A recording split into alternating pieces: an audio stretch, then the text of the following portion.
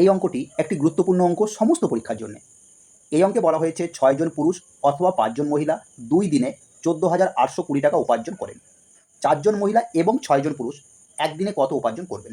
দেখো, আমাকে জানতে হবে, দেখো এই টাইপের অঙ্ক 6 জন পুরুষ সমান কি 5 জন মহিলা, 5 জন মহিলা, ঠিক আছে। দেখো সমান চিহ্ন যখন থাকবে না, এম এর সামনে যেটা থাকবে সেটা এম এর মান, মানে পুরুষ হয়ে গেল কটি? 5। পুরুষের মান কত হলো? এম এর মান 5। আর তাহলে ডব্লু মান কত হবে? মহিলাদের মান হবে 6। ওকে, তাহলে এম সমান সমান 5 আর ডব্লু সমান সমান 6।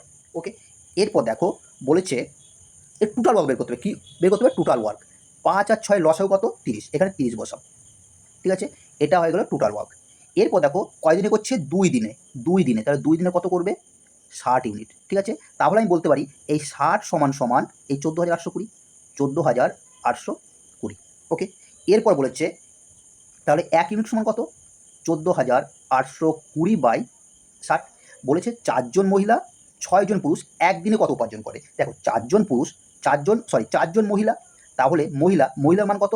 6। তাহলে 4 গুণিত 6 যোগ 6 জন পুরুষ, 6 জন পুরুষ, তাহলে পুরুষের মানে এম এর মান কত? 5, ঠিক আছে। তাহলে কত হলো এখানে? 54।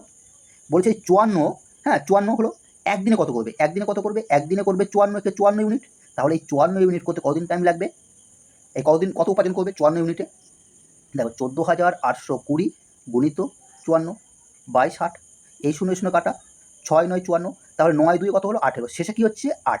দেখো অপশন এতে শেষে 8 আছে, ঠিক আছে। তাহলে অপশন এ অ্যান্সার, পুরো অঙ্কটা করার কোনো দরকার নেই। ওকে।